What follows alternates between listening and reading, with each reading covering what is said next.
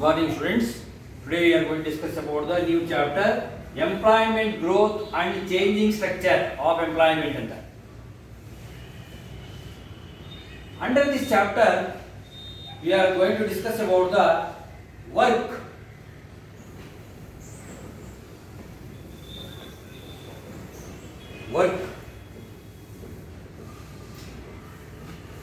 What is work?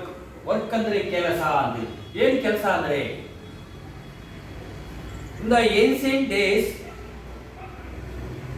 ಅಂದ್ರೆ in the olden days people are working to earn for their livelihood because of their food. They are hunting animals. Later on they are starting cultivation. Later on they are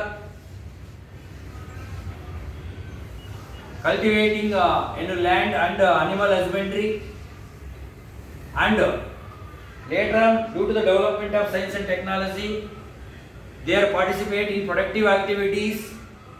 Nowadays they are participate in technology and other activities. This is the background of work.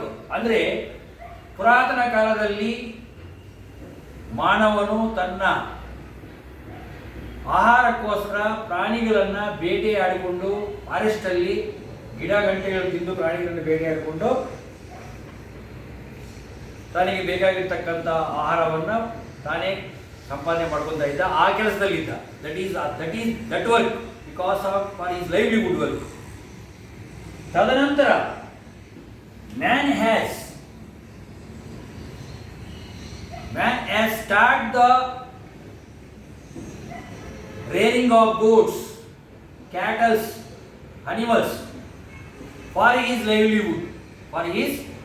ಅಂದ್ರೆ ಸ್ವಲ್ಪ ದಿನಗಳ ನಂತರ ಅವನು ಪ್ರಾಣಿಗಳನ್ನು ಸಾಕುವುದಕ್ಕೆ ಪ್ರಾರಂಭ ಮಾಡಿದ.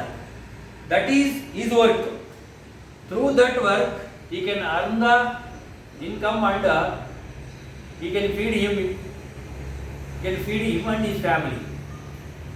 Later on man has start the cultivation of land because of to earn the income, because of to sacrifice his family, because of to construct the house or to fulfill his basic needs.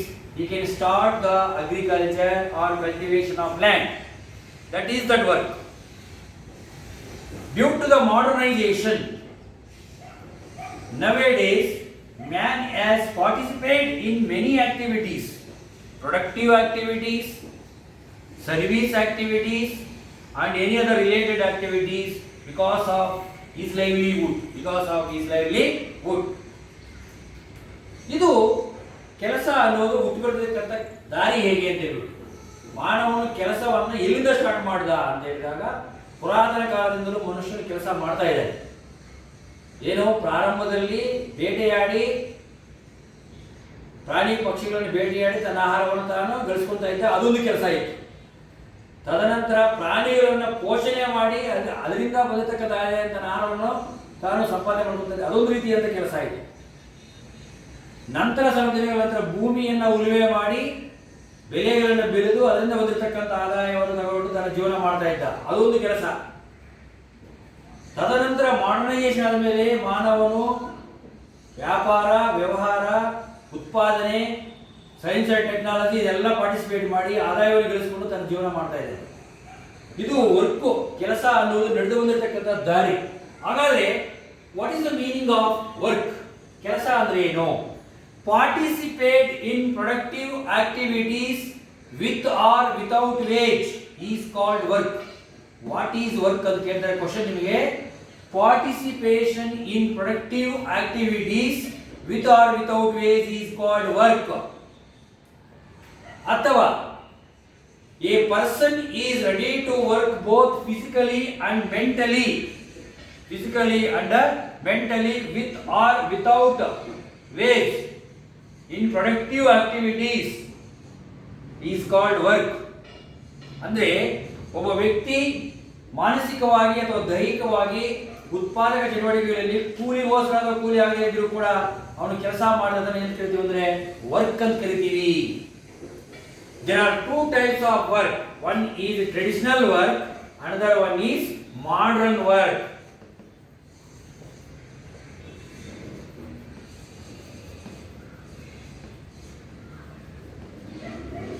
Traditional work ಅಂದ್ರೆ ಏನು, modern work ಅಂದ್ರೆ ಏನು? ಸಾಂಪ್ರದಾಯಿಕ ಕೆಲಸ. ಯಾವುದು ಸಾಂಪ್ರದಾಯಿಕ ಕೆಲಸ?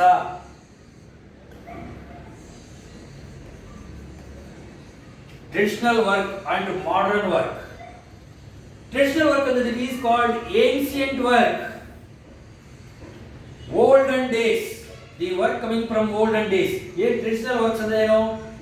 Agriculture, industry, transport, small scale industry, hospitals, schools, etc. Working in hospitals, working in schools, working in dams, construction activities, agriculture, small scale industry. This is called transportation, communication. This is called traditional works. ಇವು ಅಂದ್ರೆ ಮನುಷ್ಯನು ಕೃಷಿ, ಕೈಗಾರಿಕೆ, ಸಾರಿಗೆ, ಸಂಪರ್ಕ, ಏನು ಶಾಲೆ ಕಟ್ಟಡ ಕಟ್ಟಿಸುವುದು, ರೋಡ್ಸ್ ಕನ್ಸ್ಟ್ರಕ್ಷನ್ ಆಗಿರುವುದು, ಈ ಎಲ್ಲಾ ರೀತಿಯಲ್ಲಿ ಕೆಲಸ ಮಾಡೋದು ಅಂದ್ರೆ ಟ್ರೆಡಿಷನಲ್ ವರ್ಕ್ ಅಂತ ಕರಿತೀವಿ, ಸಾಂಪ್ರದಾಯಿಕ ಕೆಲಸಗಳು. ಮಾಡರ್ನ್ ವರ್ಕ್ ಅಂದ್ರೆ ಏನು? Computer programming, web designing, graphic work.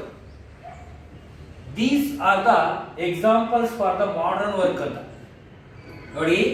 Computer programming ಆಗಿರ್ತಕ್ಕಂಥದ್ದು, ವೆಬ್ ಡಿಸೈನಿಂಗ್ ಆಗಿರ್ತಕ್ಕಂಥದ್ದು, ಗ್ರಾಫಿಕ್ ವರ್ಕ್ ಆಗಿರ್ತಕ್ಕಂಥದ್ದು, ಗ್ರಾಫಿಕ್ ಡಿಸೈನಿಂಗ್ ಆಗಿರ್ತಕ್ಕಂಥದ್ದು, ಇವುಗಳೆಲ್ಲ ಯಾವುದಂದ್ರೆ ಮಾಡರ್ನ್ ವರ್ಕ್ಸ್. ಇವು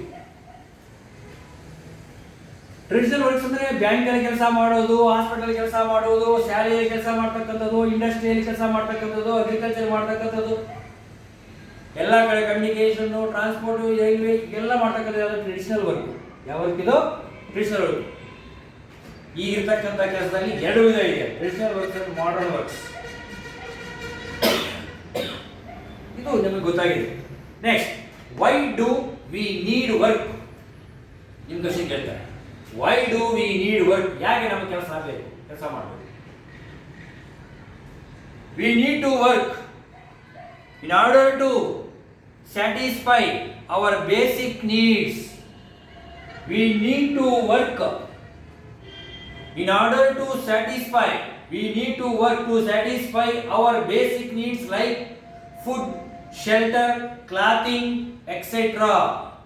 ನಮಗೆ ಕೆಲಸ ಬೇಕು, ಯಾಕಂದ್ರೆ ನಮಗೆ ಬೇಕಾಗಿರ್ತಕ್ಕಂಥ ಮೂಲಭೂತ ಸೌಕರ್ಯಗಳನ್ನ ಈಡೇರಿಸಿಕೊಳ್ಳೋದಕ್ಕೋಸ್ಕರ. ಯಾವುದು ಮೂಲಭೂತ ಸೌಕರ್ಯ ಅಂದ್ರೆ ಆಹಾರ, ಬಟ್ಟೆ, ವಸತಿ, ಇನ್ನಿತರ ಸೌಕರ್ಯಗಳನ್ನ ನಾವು ಪಡೆದುಕೊಳ್ಳುವುದಕ್ಕೋಸ್ಕರ ನಾವು ಕೆಲಸವನ್ನ ಮಾಡಬೇಕಾಗುತ್ತದೆ.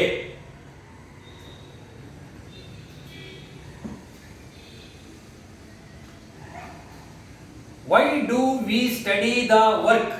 Why do we study the concept of work? ಯಾಕೆ ನಾವು ಈ ವರ್ಕ್ ಕಾನ್ಸೆಪ್ಟ್ ಅನ್ನು ನಾವು ಅಧ್ಯಯನ ಮಾಡಬೇಕು? ಯಾಕೆ ಈ ವರ್ಕ್ ಅಂತಕ್ಕಂಥ ಕಾನ್ಸೆಪ್ಟ್ ಅನ್ನು ನಾವು ಯಾಕೆ ಅಧ್ಯಯನ ಮಾಡಬೇಕು? The study of working population gives the clear picture about nature, structure and level of employment in our country. Why do we study the work ಅಥವಾ ವರ್ಕರ್ ಪಾಪ್ಯುಲೇಷನ್? ಅಂದ್ರೆ we need to study the worker population because it gives a clear picture regarding clear structure or clear picture regarding nature, structure and level of employment in the country. ದೇಶದಲ್ಲಿ ಕೆಲಸದ ಸ್ವರೂಪ, ಕೆಲಸದ ಪ್ರಮಾಣ, ಕೆಲಸದ structure, ರಚನೆ, ಪ್ರಮಾಣ, quality ಯಾವ ತರ ಇದೆ ಎಂಬುದನ್ನು ನಮ್ಗೆ ಗೊತ್ತಾಗುತ್ತದೆ. ನಮ್ಮ ದೇಶದಲ್ಲಿ ಸೆಲ್ಫ್ ಎಂಪ್ಲಾಯ್ಸ್ ಇದ್ದಾರಾ, ಕ್ಯಾಶುಯಲ್ ವೇಜ್ ಎಂಪ್ಲಾಯ್ಸ್ ಇದ್ದಾರಾ, ಅಥವಾ ವೇಜ್ ಎಂಪ್ಲಾಯ್ಸ್ ಇದ್ದಾರಾ, ಅಥವಾ ಅನ್ಎಂಪ್ಲಾಯ್ಸ್ ಇದ್ದಾರಾ ಎಂತಕ್ಕಂಥದ್ದು ಗೊತ್ತಾಗುತ್ತೆ. ಯಾವುದರಿಂದ? ಸ್ಟಡಿ ಆಫ್ ವರ್ಕ್ ಇಂದ. Study of work. Study of work gives a clear understanding regarding nature, structure, level of employment in our country. ನಮ್ಮ ದೇಶದಲ್ಲಿ ಉದ್ಯೋಗದ ಸ್ವಭಾವ ಯಾವ ಥರ ಇದೆ, ನಮ್ಮ ದೇಶದಲ್ಲಿ ಉದ್ಯೋಗದ ಪ್ರಮಾಣ ಯಾವ ಥರ ಇದೆ, ನಮ್ಮ ದೇಶದಲ್ಲಿ ಉದ್ಯೋಗದ ಸೃಷ್ಟಿ ಯಾವ ಥರ ಇದೆ, ಯಾವ ಜನರು ಯಾವ ಥರ ಇದ್ದಾರೆ ಅಂತಕ್ಕಂಥದ್ದು ಗೊತ್ತಾಗುತ್ತದೆ. ಯಾವುದರಿಂದ? ಯಾಕಂದರೆ study of working population, study of work. Next labour force. Next one ಏನಂದ್ರೆ ಲೇಬರ್ ಫೋರ್ಸ್.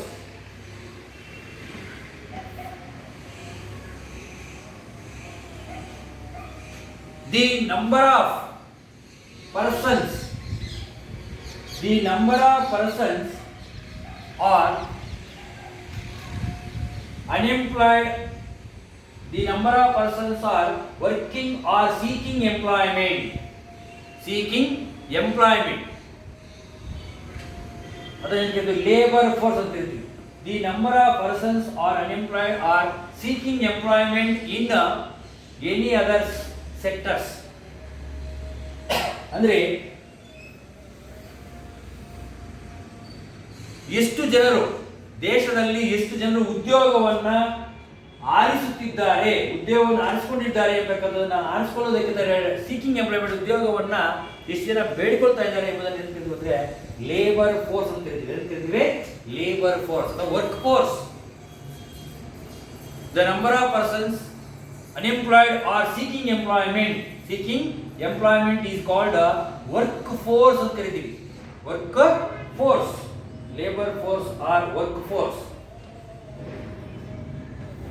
ಅಂತ. ವರ್ಕರ್ ಪಾಪ್ಯುಲೇಷನ್ ರೇಷಿಯೋ ಇನ್ನೊಂದಿದೆ, WPR.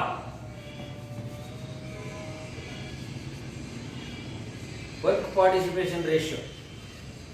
The number of employed persons per 1000 persons in the country. The number of employed persons per 1000 persons in a country is called a work participation ratio. Work participation ratio. ಅಂದ್ರೆ 1000 ಜನರಲ್ಲಿ ಎಷ್ಟು ಜನ ಉದ್ಯೋಗದಲ್ಲಿದ್ದಾರೆ, ಎಷ್ಟು ಜನ ಕೆಲಸ ಮಾಡ್ತಾ ಇದ್ದಾರೆ ಅಂತಕ್ಕಂಥದ್ದು ಯಾವುದಂದ್ರೆ WPR. Number of employed persons plus number of unemployed persons divided by total population. ನೋಡಿ, ಪ್ರತಿ 1000 ಜನರಲ್ಲಿ ಎಷ್ಟು ಜನ ಕೆಲಸದಲ್ಲಿ ತೊಡಗಿಸಿಕೊಂಡಿದ್ದಾರೆ ಎಂಬುದನ್ನು ತಿಳಿಸುವುದಾದರೆ work participation ratio. The number of employed persons per 1000 population in the country is called work participation ratio. Work participation ratio. Work force ಅಂದ್ರೆ the number of employed persons ಅಥವಾ the number of persons are unemployed or seeking employment in any sector is called work force.